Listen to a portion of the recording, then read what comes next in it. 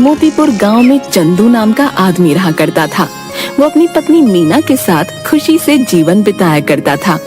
एक बार जब धान की रोपाई चल रही थी, सभी तैयार होकर खेतों की तरफ जाने लगे। मैं जा रहा हूँ खेत पर, तुम बाद में आ जाना खाना लेके, और भाग्यवान जरा लस्सी भी लेती आना थोड़ा सा। ठीक है, आप जाइए, मैं ले आऊंगी।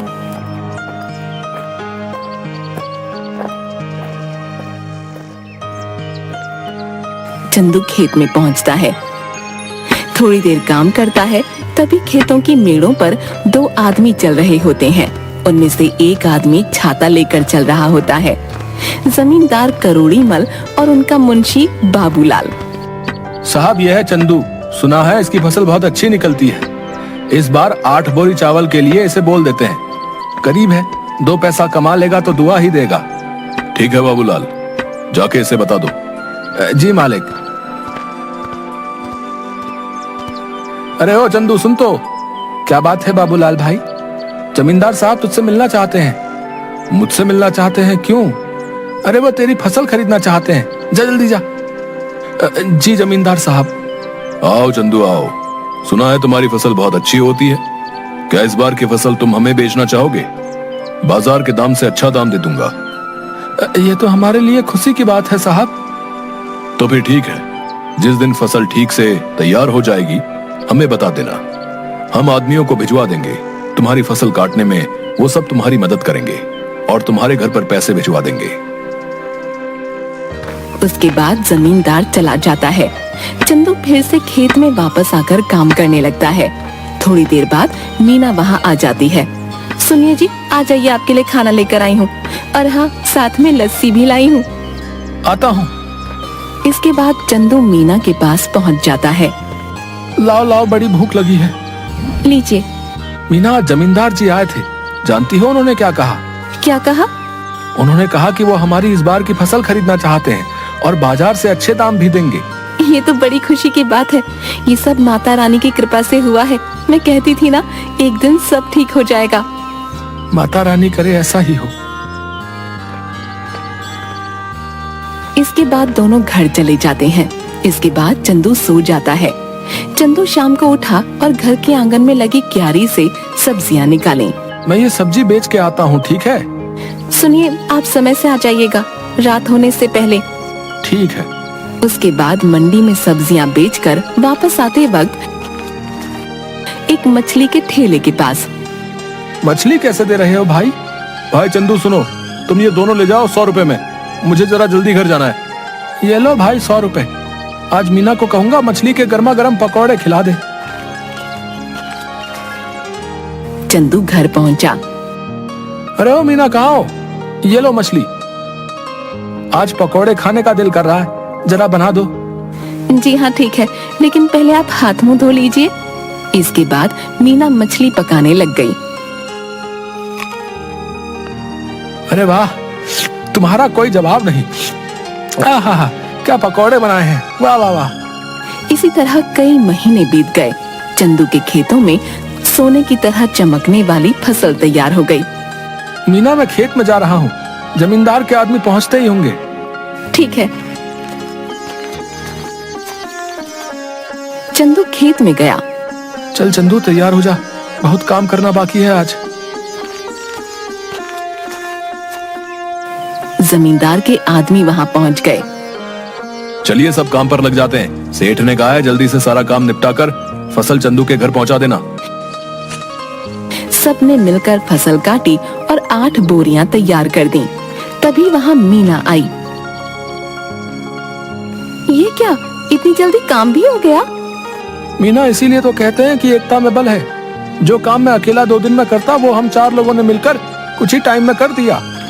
इसके बाद सबने मिलकर बोरियां चंदू के घर तक पहुंचा दी। हम सब कल आके ये बोरियां सेठ के घर ले जाएंगे। चलिए हम चलते हैं। चलो, आज का काम भी खत्म हुआ, बस अब कल का इंतजार है। उसने सारी बोरियां घर में रख दी।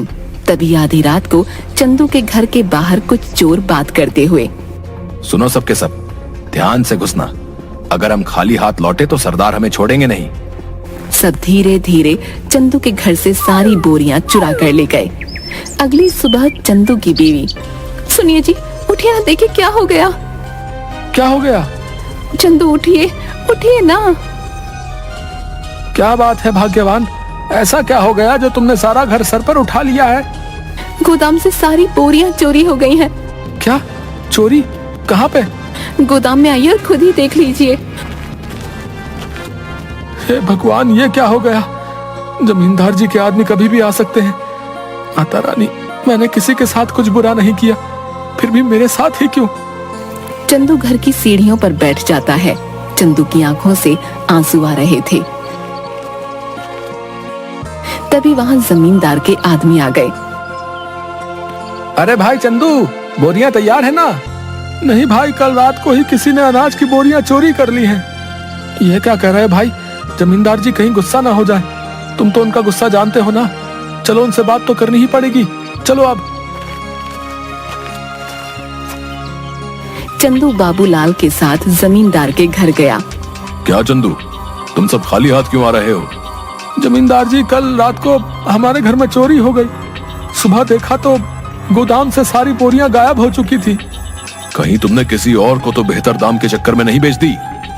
नहीं जमींदार जी, मैं सच कह रहा हूँ। सेठ जी, एक ही गांव में रहना है हम सबने। भला झूठ बोल के कितने दिन बच पाऊंगा?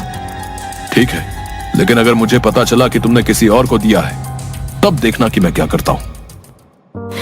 कुछ दिन तक चंदू और मीना दोनों उदास थे। चंदू सब्जियों को बाजार में बेचता और जो भी कमाता उसे बहुत ध्यान से खर्च करता। चंदू खाना खाने बैठा। सुनिए ना, कितने दिन हो गए हमें इस तरह सब्जियां बेचते हुए, लेकिन हमारा घर मुश्किल से चल पा रहा है। घर के भी हालात ठीक नहीं है। हमारा गुजारा सिर्फ सब्जियां बेचकर नहीं हो सकता। पहले तो अनाज बेचकर हम अच्छे खासे पैसे कमा लेते थे, जिसमें साल भर थोड़ा थोड़ा करके घर चल जाता था। लेकिन अब तो हमें अगली फसल के पक जाने तक इंतजार करना होगा। आप बताइए ना, ऐसे कैसे घर चलेगा?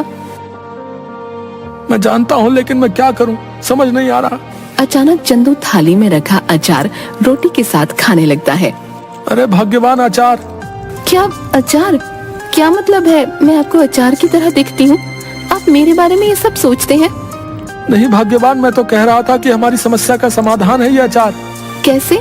मेरी बात सुनो ध्यान से। तुम अचार बनाना और मैं अचार लोगों के घर जाके बेचूंगा। पहले हम लोगों का अचार का स्वाद चखाएंगे, उन्हें पसंद आया तो वो खरीद लेंगे। अगर पसंद नहीं आया तो? अरे कैसे नहीं आएगा? मेरी मीना ने जो बनाया है, अंग्रेजी में क्या कहते हैं, फंटास्टिक अचार बनाती हो तुम। है आपने अंग्रेजी कब सीखी? तुम मुझे कम मत समझो। What are you doing? I am very well। देखा? आप तो बड़ी अच्छी अंग्रेजी बोल लेते हैं। दोनों हंसने लगते हैं। इसके बाद मीना अचार बनाने लगी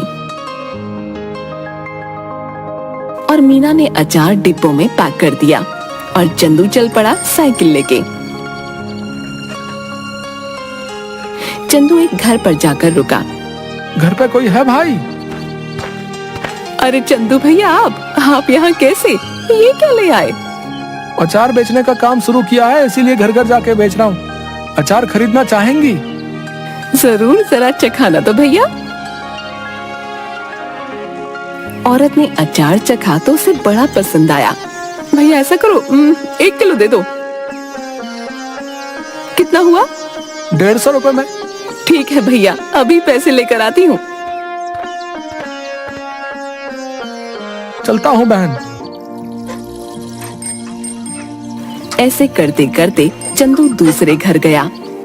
रमेश भैया घर पे हो? अरे चंदू, तू कैसा है भाई? और कैसा चल रहा है सब? उस चोरी के बारे में सुनकर बहुत बुरा लगा यार जान के। जाने दो भाई, क्या कर सकते हैं। अच्छा ये बताओ, अचार खरीदते हो बाहर से? हाँ, क्यों? मैंने अचार बनाना शुरू किया है। क्या बात है, जरा चखाओ तो। चंदू ने उसे थोड़ा सा चखने को दिया। अरे वाह, किसने बनाया? मीना ने। भाभी को कहना बहुत अच्छा अचार बनाती हैं, बड़ा ही कमाल का। बताओ भाई, खरीदोगे?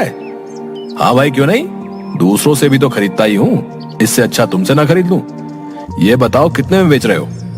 150 रुपए किलो। ठीक है भाई, 2 किलो दे दो। चंदू ने पैक करके दे दिया। धीरे धीरे उसका सारा अचार बिक गया। चंदू घर पहुंचा। मीना,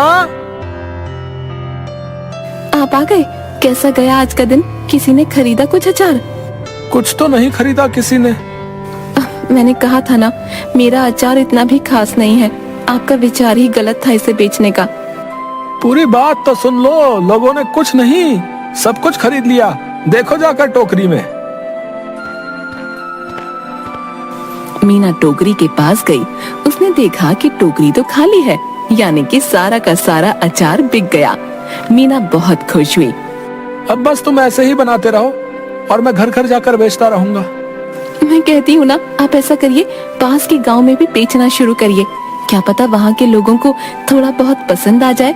अब हम जितनी जगह जाकर बेचेंगे उतना ही तो हमारा फायदा होगा ना। कल से आप थोड़ा और अधिक अचार लेकर जाना और दूर दूर के गांव तक भी जाना। ठीक कहा तुमने, मैं ऐसा ही करूंगा। कल से तुम ज्यादा से ज्यादा अचार बनाना शुरू करना। आप एक हफ्ते रुक जाइए। एक हफ्ते में बहुत सारा अचार बनाकर तैयार कर दूंगी। उसके बाद आप बेचना शुरू कर देना, क्योंकि अचार पकने में भी तो समय लगता है ना। ठीक है, तब तक मैं सब्जियां बेच दिया करूंगा। इससे हमारा घर भी चलेगा और हमें नुकसान भी नहीं होगा। इसके बाद मीना अचार बनाना शुरू कर देती है और कुछ दिनों तक चंदू बाजार में सब्जियां बेचता है। कुछ दिनों में अचार तैयार हो जाता है और चंदू भी बेचना शुरू कर देता है। इस बार चंदू दूर के गांव में जाता है और अचार बेचना शुरू कर देता है। अब धीरे धीरे करके मीना का बनाया हुआ अचार सभी जगह लोकप्रिय हो जाता है।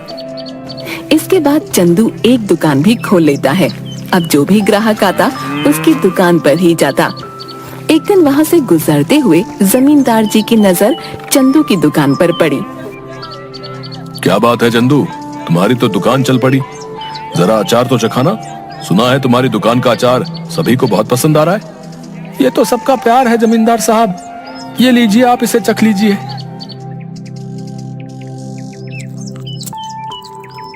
ये तो बड़ा स्वादिष्ट है। ऐसा करो, हमारे घर पर 60 किलो अचार पहुंचा देना। हमारे यहाँ बहुत बड़ा भंडारा है। एक हफ्ते में हम तुम्हारे घर पर कुछ लोगों को भेज देंगे रात को, इसलिए तुम सारा सामान तैयार रखना।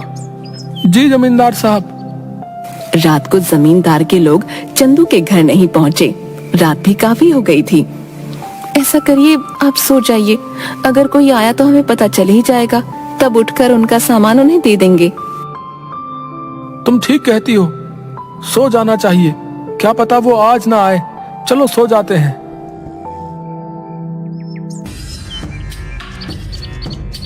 अगले दिन जब चंदू और मीना उठे तो घर में फिर से चोरी हो चुकी थी। इस बार चोरी अचार की हुई थी। सुनिए, घर में फिर से चोरी हो गई है। किसी ने इस बार हमारा रखा हुआ अचार चुरा लिया। चंदू उठा और जाकर अचार जहाँ रखा था वहाँ देखने लगा। मैं जमींदार साहब को बता कर आता हूँ। उन्हें कहीं और से पता चलेगा तो कहीं वो गुस्सा ना हो जाए। ठीक है, आप संभाल लेना सब कुछ इस बार।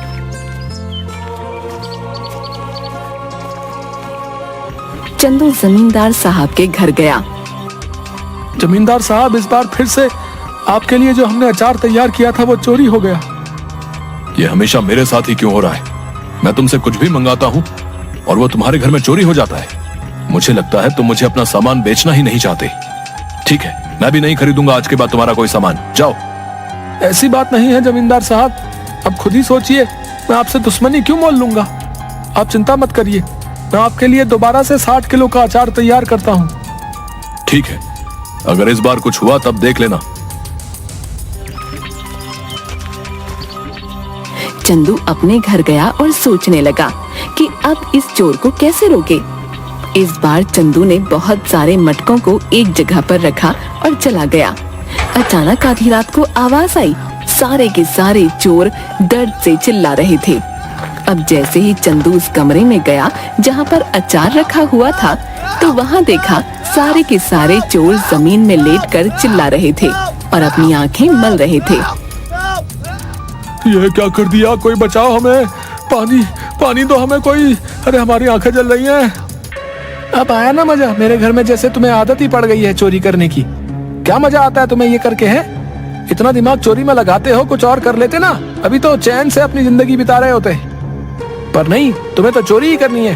लो करो, अब चलो बताओ, क्यों कर रहे थे चोरी? ये सब हम अपनी मर्जी से नहीं कर रहे थे, हमें सब करने के लिए बाबूलाल ने कहा था। क्या बाबूलाल? भला उसे क्या जरूरत पड़ गई? ये तो मुझे नहीं पता, आप हमें माफ कर दीजिए, अब पुलिस को मत बुलाना बस। ठीक है, नहीं बुलाऊंगा, पर मेरी एक शर्त है, अगर गांव में तुमने दोबारा कभी चोरी की तो मैं बाबूलाल की मदद लेकर तुम्हें पुलिस के हवाले कर दूंगा। ऐसी नौबत नहीं आएगी चंदू भाई, हमें माफ कर दो। इसके बाद चोर चले गए। अगले दिन चंदू जमींदार साहब के घर गया। उसने जमींदार साहब को सारी बातें बता दी। जमींदार साहब, ये बाबूलाल ही है जिसने आज तक हमारे घर में चोरियां करवाई हैं। तुम कैसे कह सकते हो कि सारी चोरियां बाबूलाल ने ही कराई हैं? क्योंकि कल मैंने खाली मटके गोदाम में रखवाए थे और दरवाजे के ऊपर मिर्च की थाली रखवा दी थी। जैसे ही उन्होंने दरवाजा खोला, उनके ऊपर लाल मिर्च गिर गई और उन सबकी आंखों में जलन होने लगी और वो चिल्लाकर पानी मांगने लगे।